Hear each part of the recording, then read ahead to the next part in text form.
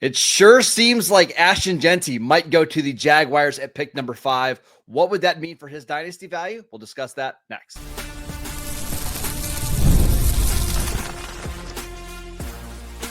You are Locked On Dynasty Football, part of the Locked On Podcast Network. Your team every day. Here are your hosts, Marcus Mosher and Kate Madjuk.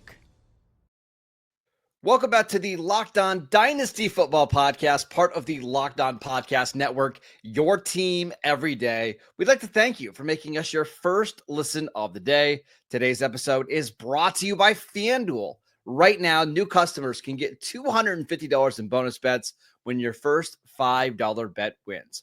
Welcome back. I am your host, Marcus Mosher. You can follow me on Twitter at Marcus_Mosher.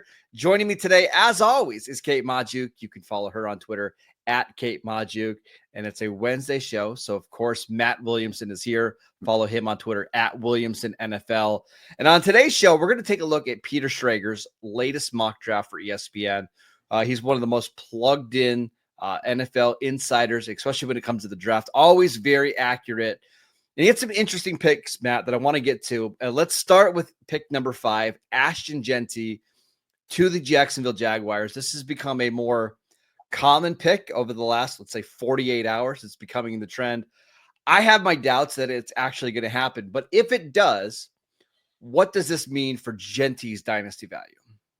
I like it all in all, and mostly because of the head coach. I mean, they got pretty good production out of a less talented rookie a year ago in Tampa Bay, to say the least. I'm still a Lawrence supporter, and I know that limb has gotten weaker over the years to stand on, but I trust that he's going to turn into a quality player, maybe not a transcendent player.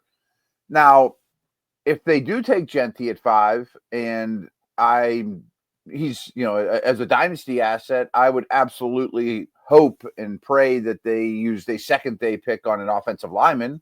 I don't think their offensive line's junk, but I would love to see following it up with the next Graham Barton or whatever. You know what I mean? Like, let's really dedicate ourselves to making Jeanty the focal point of the offense, and going and get a supplementary piece on the line. But I don't think it would hurt his value at all.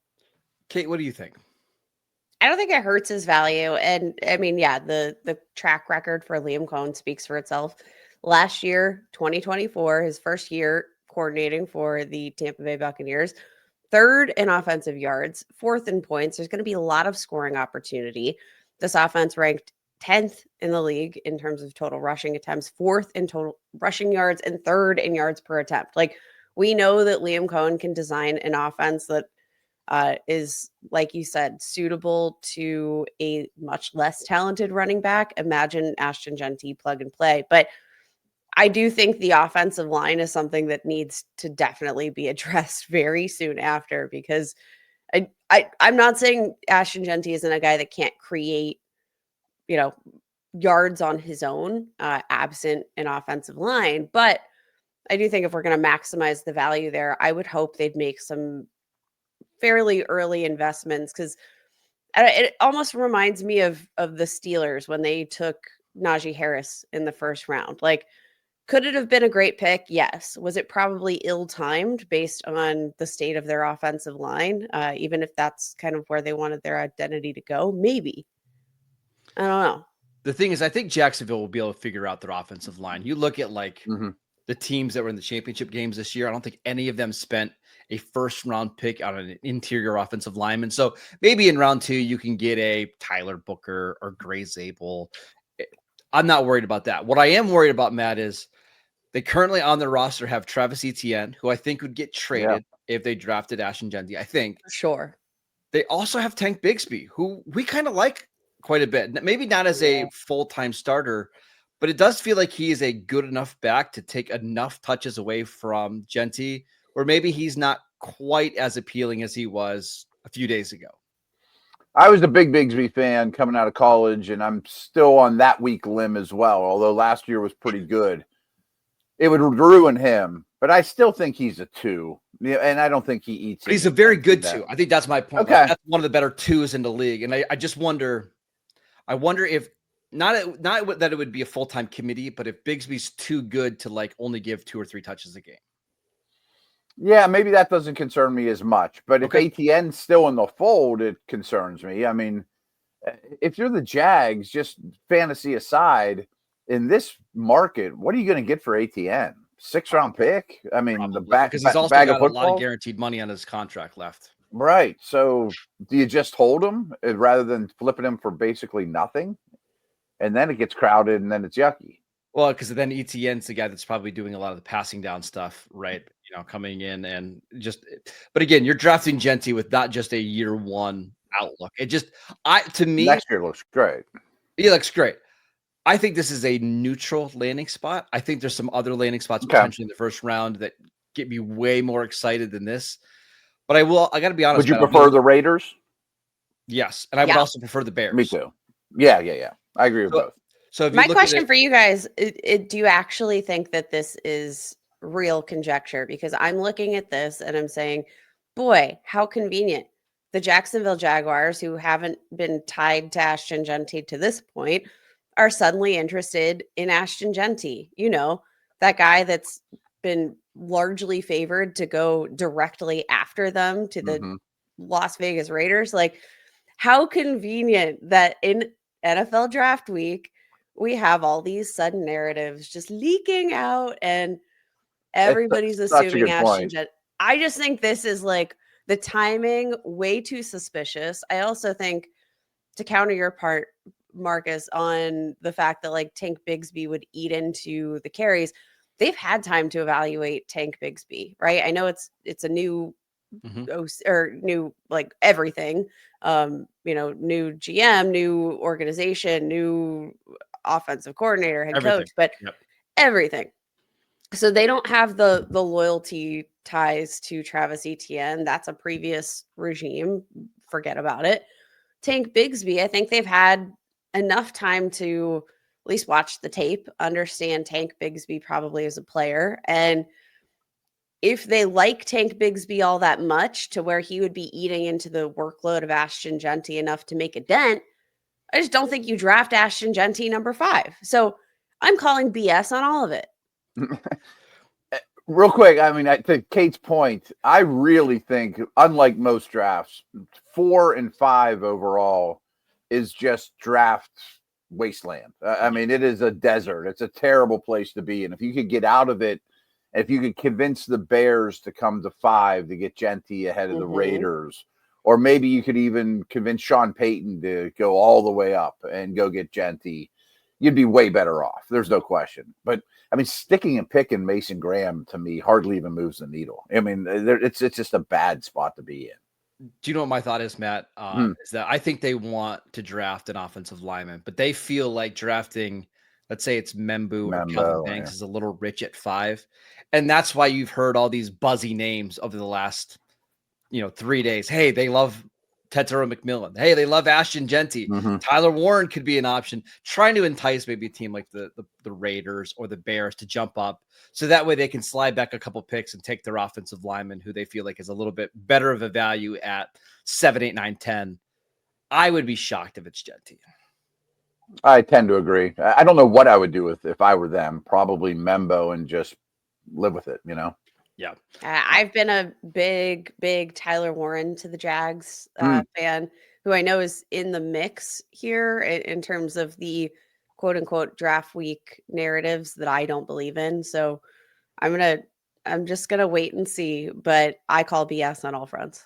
I tend to agree. Let's talk about another rumor that's been out there for a couple months now. The Jets love Tyler Warren, but do we love Tyler Warren in New York from a dynasty perspective? We will get to that next. This episode is brought to you by FanDuel. The NBA playoffs are here. I stayed up way too late watching that Laker game last night. And FanDuel is giving away new customers an incredible way to get in on the action. Right now, when you join FanDuel and place your first $5 bet, you'll get $250 in bonus bets if your bet wins.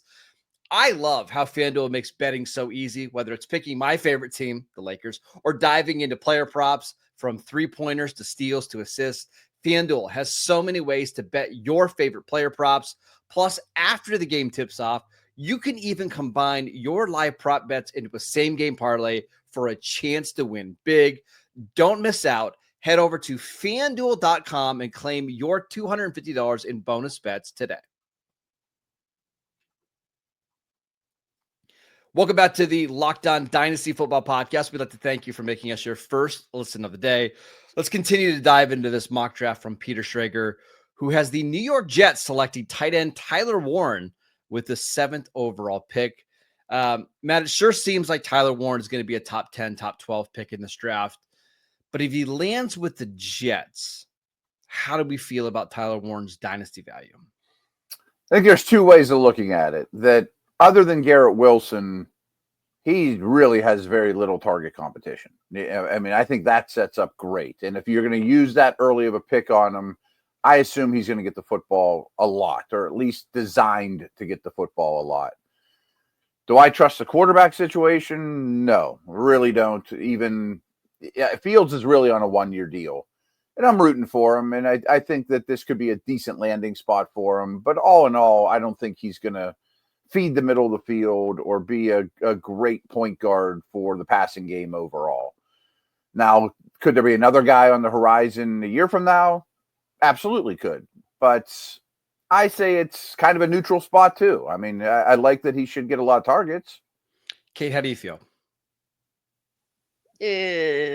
I'm not a fan. I do know that Justin Fields is technically on a 1-year deal, but I do think that, I mean, the fact that we're having this conversation with Justin Fields to begin with tells us that, yeah, the Jets are still in quarterback purgatory. And I don't think Justin Fields is going to change that. I think after this, they're going to have probably another difficult decision to make at the position. But I mean, let's look at the upside for Justin Fields, who obviously, like, the biggest asset that he's bringing at this point into his career is the mobility factor. He has never had more than 370 pass attempts in a single season. He's not a quarterback that you're designing a high volume passing offense for. So what does that mean? Fewer opportunities for yardage, right? Never had more than 2,600 passing yards in a single season. Never thrown for more than 17 touchdowns in a season. And that's not to say he hasn't had moments of productivity on offense, but if you've never averaged more than 200 passing yards per game and you've got to feed Garrett Wilson, you've got to, presumably funnel some targets over the middle of the field for Tyler Warren, I think that's a huge red flag for me, especially when, like, it's not like there's a clear plan in place after Justin Fields either. It just feels like kind of a wasteland. Okay, here's the only thing I will say. If you watch Tyler Warren's tape, it's not like he was used as a traditional seam stretching tight end in Penn State's offense. A lot of it was like design rollouts and bootlegs and just easy running screens. A lot of easy targets for him. Where if this was Colston Loveland, if we were talking about Colston Loveland going to the Jets, I would hate that fit. I just don't think that fits Justin Fields at all.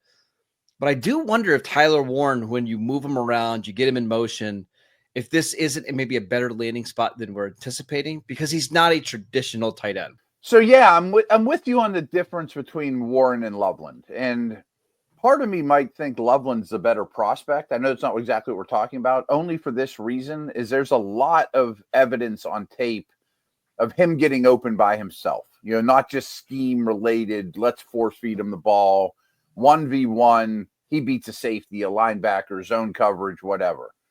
So that worries me actually with Warren, because what's the chances his new team, Jets or whoever, is going to dedicate their offense to him like Penn State did? I mean, will he get direct snaps? Probably, but not as many. Are they going to, right? Is he going to get as many carries? Probably, but not as many. Is the whole offense going to revolve around him and do everything possible to get him in his hands? Probably not. No, but I do want. You're right, by the way.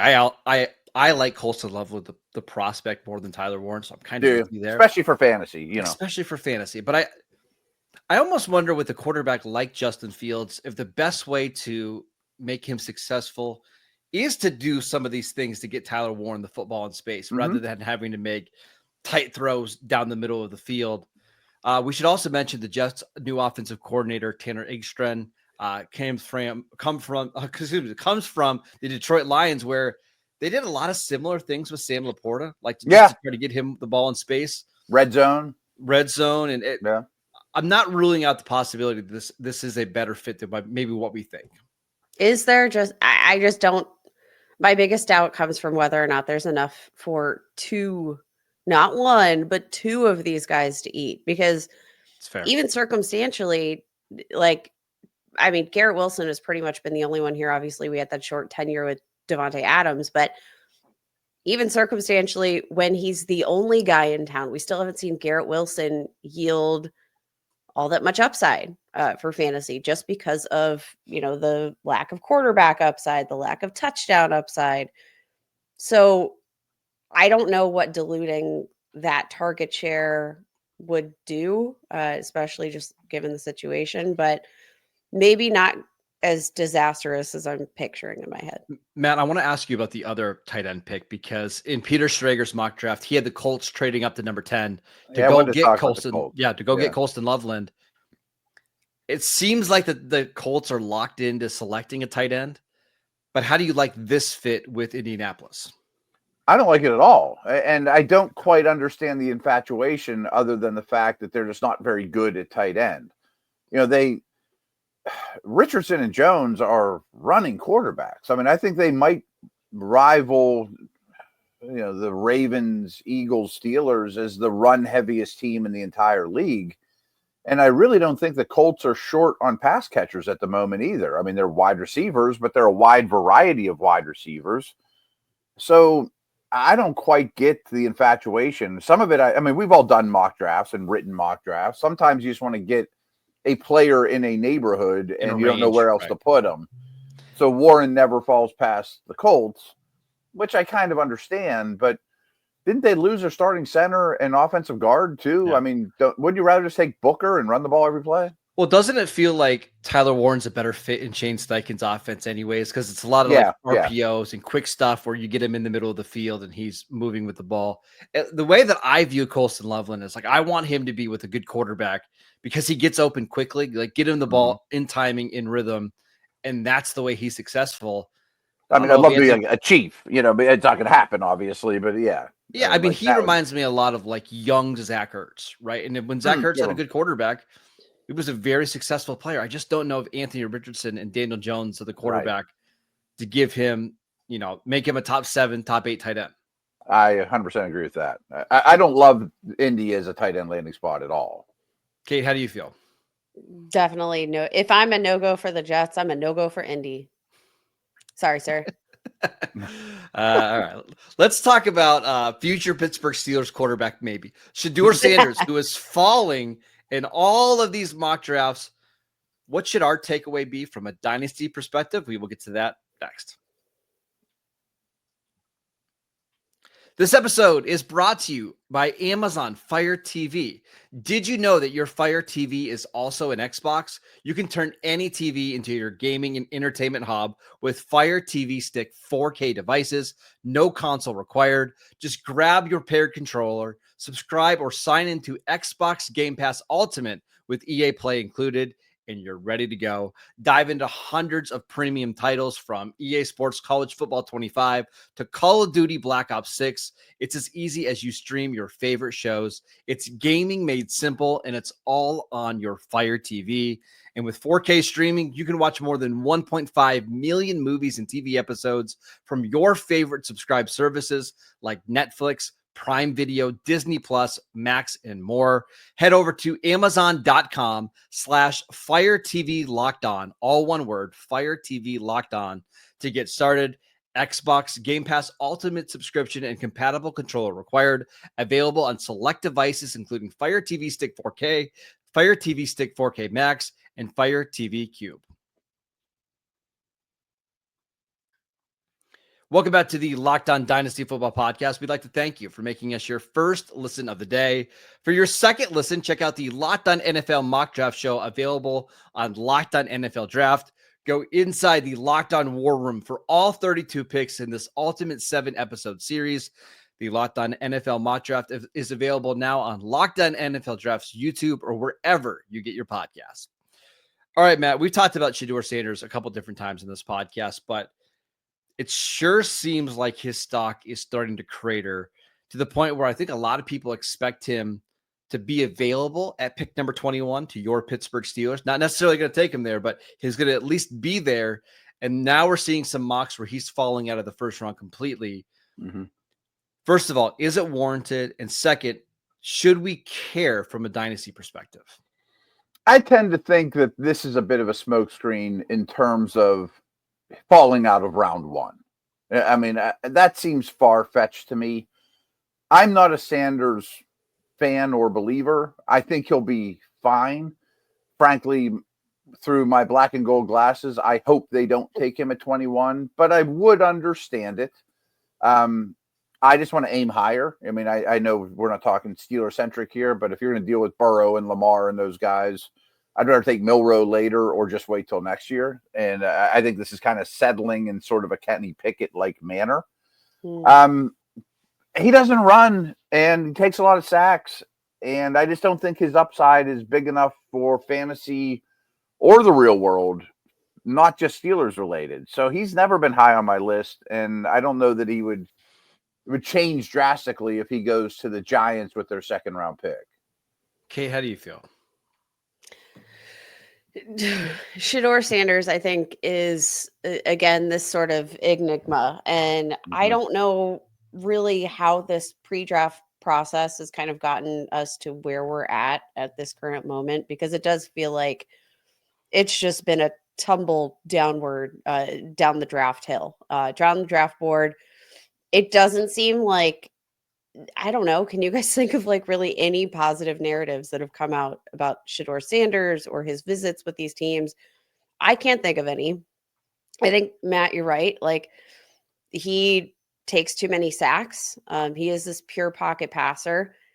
I have legitimate I feel like I'm like the most negative person on this podcast today, but I think all for good reason. I don't see the upside for Shedeur Sanders. And I mean, yeah, for the Steelers, I would prefer them to aim higher for a quarterback that I think might fit the mold of what they need a little bit better. And I look at Jalen Milroe as, I think, a good example. If you're rolling with Arthur Smith at quarterback and you're going to focus on a design run game, then Jalen Milroe, probably the guy that is going to open things up for you a little bit more, even if you have to refine him in terms of his passing floor, accuracy, etc.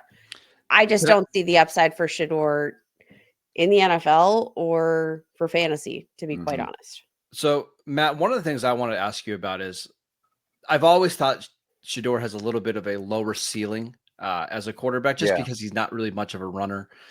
But the reason I care about how far he drops is because we know if you're a top 10 pick, you're going to get chance after chance after chance to make it in this league. I think Sam Darnold is a perfect example. Sure. Baker Mayfield, right? Baker Mayfield went from Cleveland to Carolina to the Rams, back to the Buccaneers, just kept getting a lot of opportunities.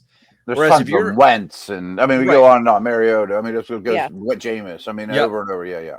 But when you get drafted in the 20s or 30s at quarterback, teams just have a lot shorter leash, and you just aren't you're not viewed by the rest of the league as a guy that has a lot of upside. It seems like you can turn to Drew Lock overnight, you know. Yeah, or I mean, Will Levis is another good example. Exactly. A lot of people thought Will Levis was going to be a top 15 pick, goes at pick 33, and he's just an afterthought. Like, we don't talk about Will Levis at all. So I do think, I do think there's a chance that if he falls to the 20s or 30s, even if he lands in a somewhat decent landing spot, that we should knock him down a little bit in our super flex rankings. Couldn't agree more. I mean, I think he has enough negatives, but you just cited a massive one. History just shows. And I remember you had the stats last week when we were together. You know, I think it was picks between picks 20 and 50 or something like that. 16 and 45. I think we've had like 45. 3 quarterbacks over the last 5 years. And I don't think Hurts fell in that neighborhood, but everybody else. I think Hurts was 52. Okay. Everybody else was pretty terrible, you know, and bounced around the league and really not married to them, you know. So, yeah, I think that is a really strong negative against them. Kate, let me ask you this. If there's a team that you think that Shedeur could go to that would maximize his fantasy ceiling, which team do you think that is? Oh, Marcus. I'm trying to get you to be positive right now. How about the Giants? I mean, I do trust A-Ball. Yeah, and they've got weapons, right? Yeah. I think that's I think that's a fair assessment. And I do think that, like, circumstantially, if he falls, let's say, to, the late 20s, the Giants are going to be in position that a trade up is pretty feasible. Like that, I feel like could make sense both in like a realistic standpoint. Pretty easy to trade up from 34 back into the first round. You get that 5th-year option. You're pairing him with Malik Neighbors, Brian Dable, a decent head coach there. I think that's a fair landing spot, but like, it's hard to picture. You just don't like the player. I don't either. Right. I don't hate him throwing. But it's the upside due to his lack of a run as a runner. Like he's going to need to land in a perfect situation with a perfect offensive line, with I think a perfect cast of playmakers for him to really yield all that much value. And again, I put this condition on every pure pocket passer that we're going to look at. He is not going to offer you zilch with the legs, right? So like, but Kate, could he be in the right team? Could he be Jared Goff or Tua? Like when those guys are healthy, those guys put up big numbers. I'm saying Geno at best. Okay. So I just don't think he's as good as Jared Goff, for instance. Like I just don't think Teddy Bridgewater. Right. I think he's more of a Bridgewater Derek Carr than he is anything else. And you know what? I've learned roster cloggers. Yeah. And I would just rather, like, I'm getting closer and closer, and I know this is probably hogwash for most people, but I'm getting closer and closer to bumping Shedeur Sanders as my QB4, because at least like Jackson Dart and Jalen Milroe might offer a little upside with the legs. For fantasy, definitely be 4 for me. Right? Yeah. I'm with you guys, but we're still seeing him go in the first round of our Superflex rookie mocks. But again, if he falls to the 20s or 30s, I think we're going to see drafters maybe change their minds a little bit. That is it for today's show. We'd like to thank you for making Locked On Dynasty Football your first listen of the day. Make sure you're downloading the podcast wherever you get your podcasts. We are free and available on all platforms. Check out the channel on YouTube as well. Make sure you're following Matt on Twitter at Williamson NFL. Follow Kate at Kate Majuk. I'm at Marcus_Mosier. One more sleep until the NFL draft. Kate and I will be back tomorrow to get you ready for Thursday night.